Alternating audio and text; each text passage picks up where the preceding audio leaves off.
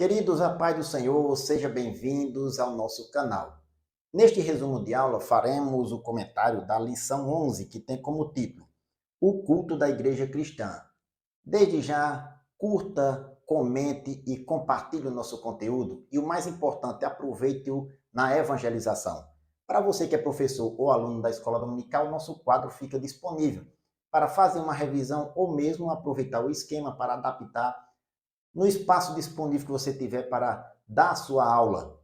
Aproveite o nosso material e sirva para a glória de Deus, para o serviço do Senhor. Que Deus possa os abençoar em nome de Jesus. O texto áureo diz: Que fareis, pois, irmãos, quando vos ajuntais, cada um de vós? Tem salmo, tem doutrina, tem revelação, tem língua, tem interpretação, faça-se tudo para a edificação. Está na primeira carta de Paulo aos Coríntios, capítulo 14, versículo 26.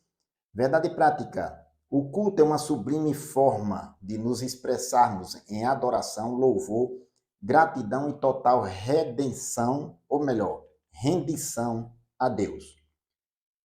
A leitura bíblica está na carta de Paulo aos Efésios, capítulo 5, versículos 15 ao 21. Nós não iremos ler. A palavra-chave é culto. Esta lição temos 3 objetivos específicos. Primeiro, identificar a natureza do culto a Deus, sua forma e conteúdo. Segundo, compreender o genuíno propósito do culto cristocêntrico.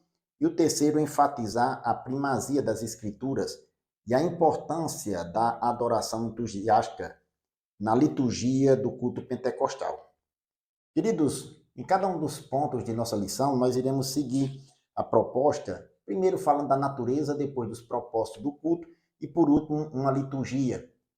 Um modelo de liturgia ou modelos de liturgia, assim sendo, de acordo com as Escrituras Sagradas. Cada ponto de nossa lição nós iremos enfatizar o texto bíblico e nós iremos para o nosso esquema resumo. Primeiro ponto, a natureza do culto. Número 1, o culto como serviço a Deus.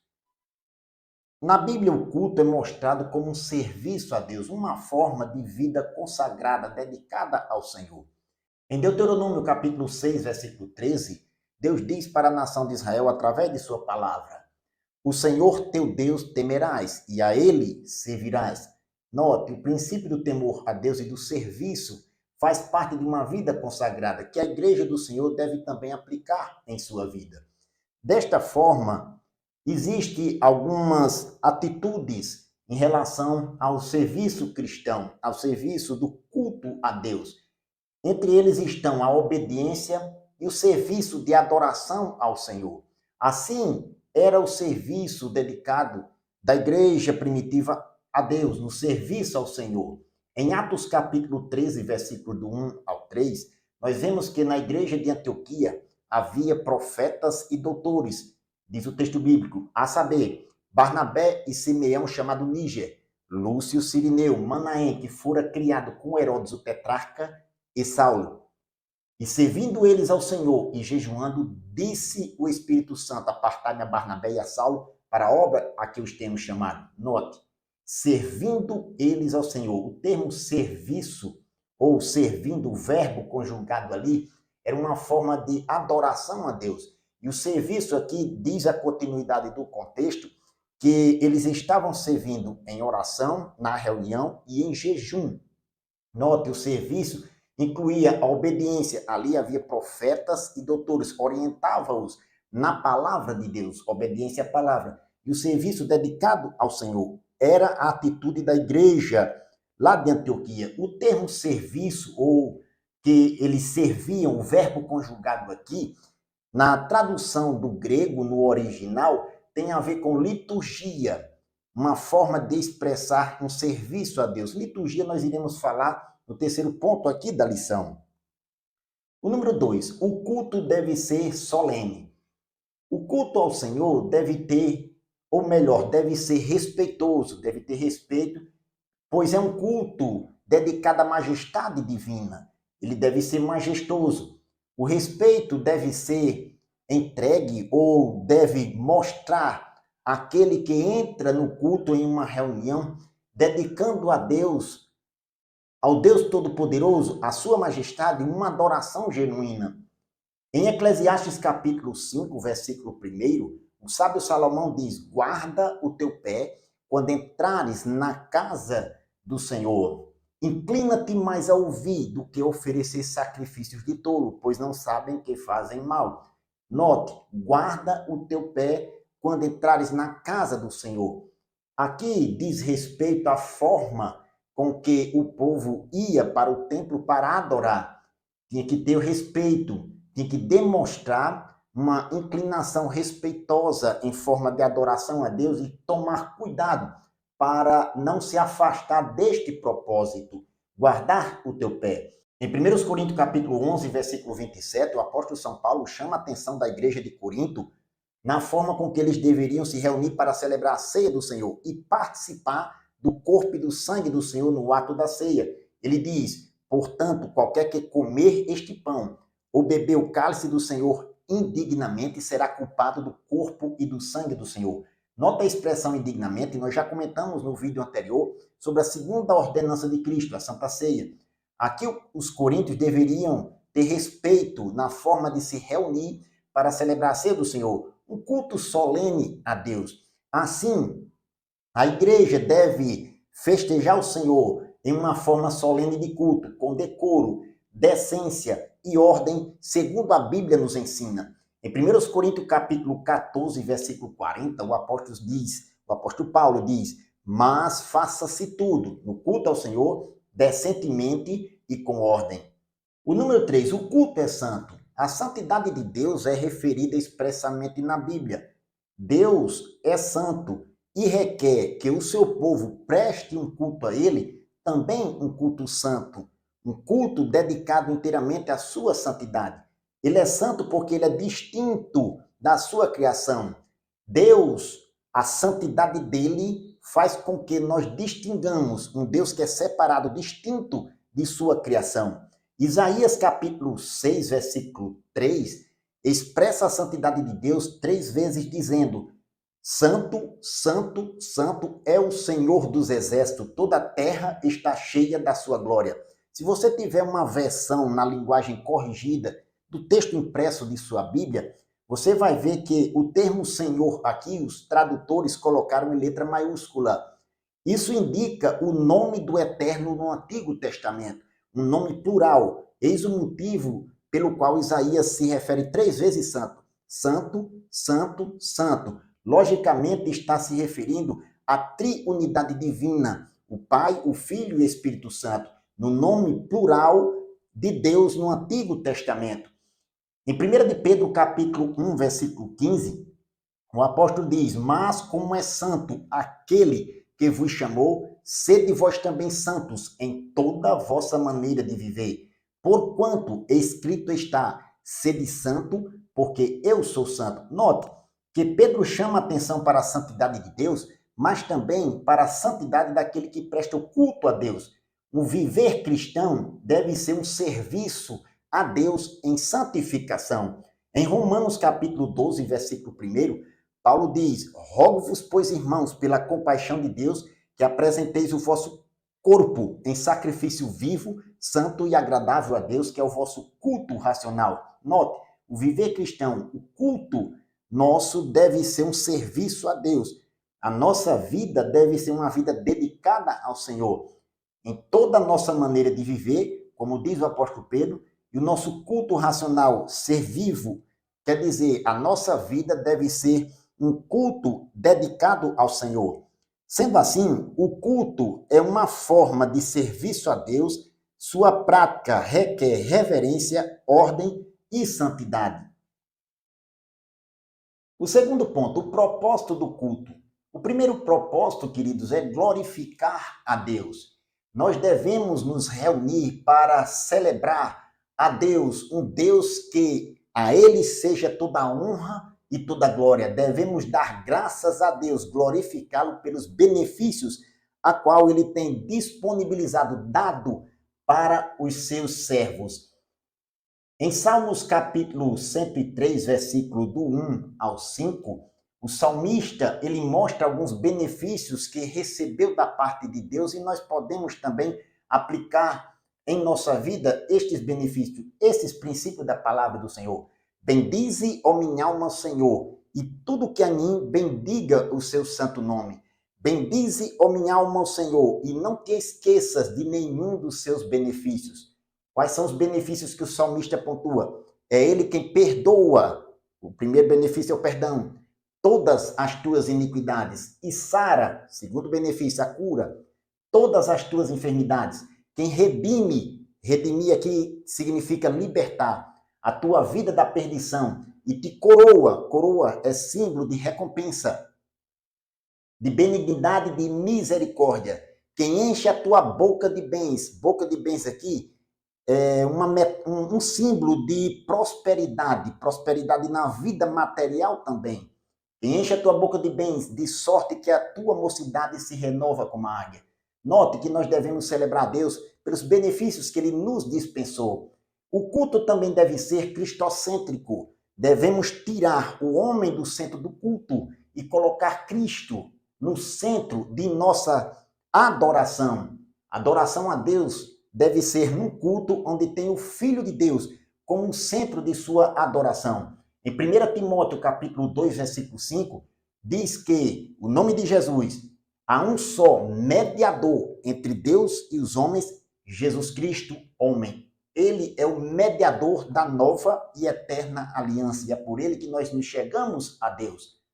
O número 2, quando não se cultua a Deus, quando nós não glorificamos a Deus, não rendemos glória a Deus e tiramos Cristo do centro de nossa adoração no culto, as reuniões podem parecer ou até mesmo ser profanas. Ou seja, se aqui o culto a Deus é santo e o Senhor, ele é santo, o que não é santo, queridos, é profano, ou seja, torna-se comum ou coisa pertencente ao mundo.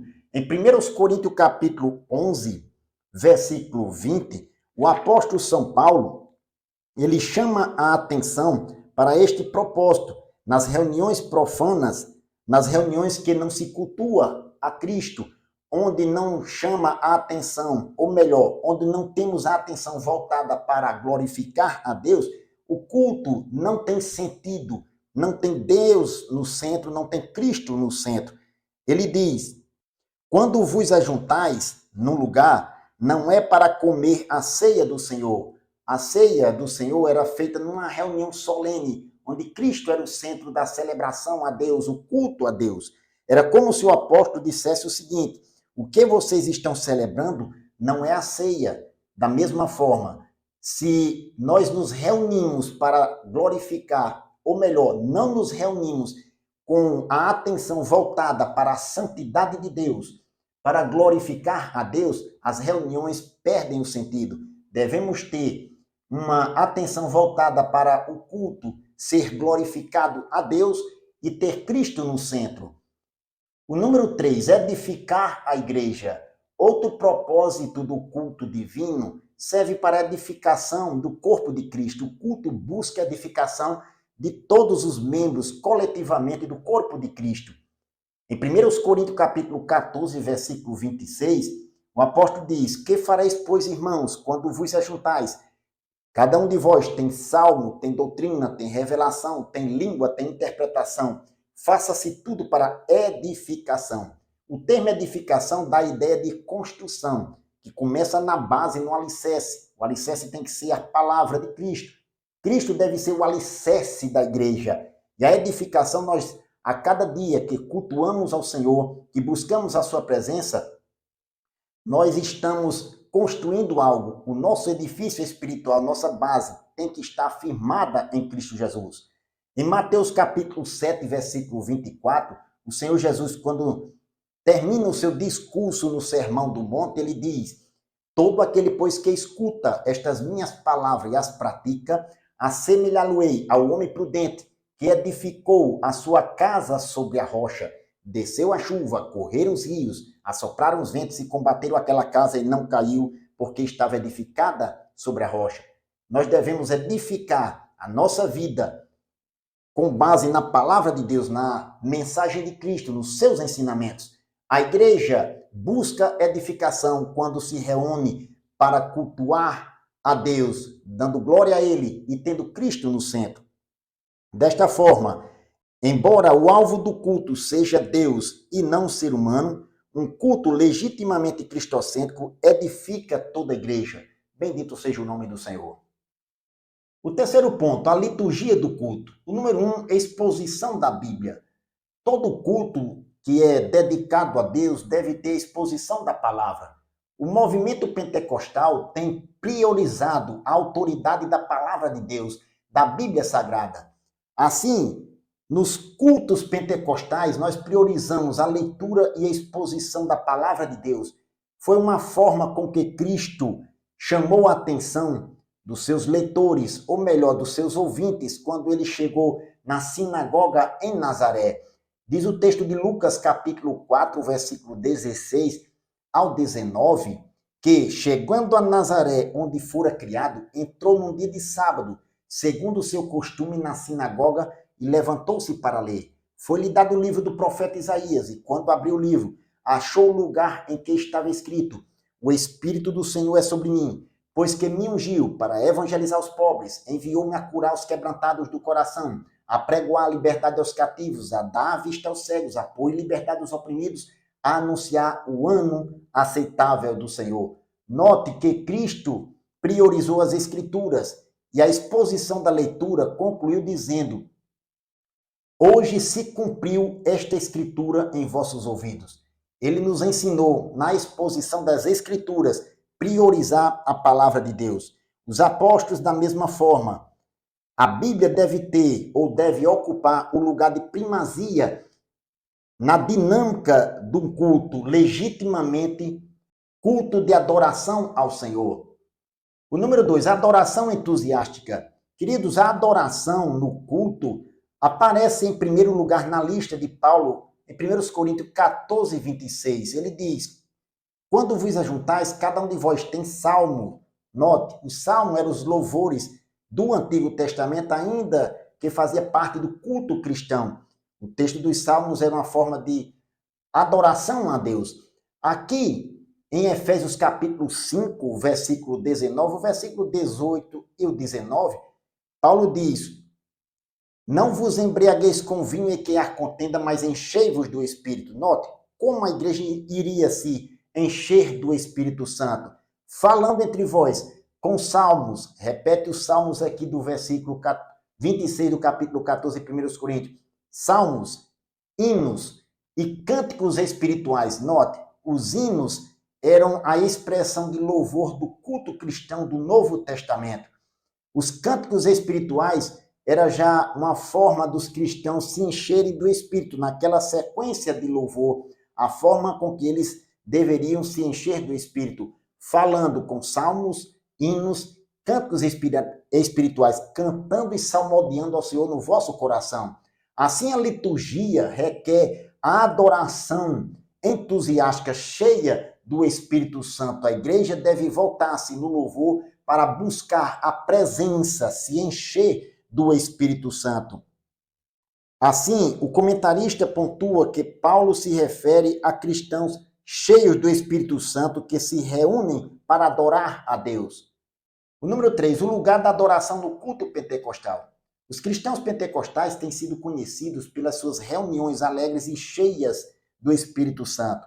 São um exemplo dessas reuniões as reuniões de oração, como os círculos de oração, os cultos de doutrina ou cultos semanais que o povo de Deus se reúne para orar ao Senhor e buscar a presença do Eterno. O louvor tem lugar no culto, onde se adora a Deus e busca o exercício dos dons espirituais. São exemplos de reuniões onde os cristãos pentecostais oram, louvam e exercitam os dons espirituais buscando a presença do Espírito Santo. Assim, o culto pentecostal segue um modelo de liturgia neotestamentária, com expressão fervorosa de adoração e primazia no ensino da palavra de Deus. Bendito seja o nome do Senhor. Queridos, o culto cristão deve ser um momento ímpar em que a igreja se reúne para adorar e glorificar o nome do Senhor. Cristo deve ser o centro de nossa atenção. A Bíblia deve ter primazia na exposição.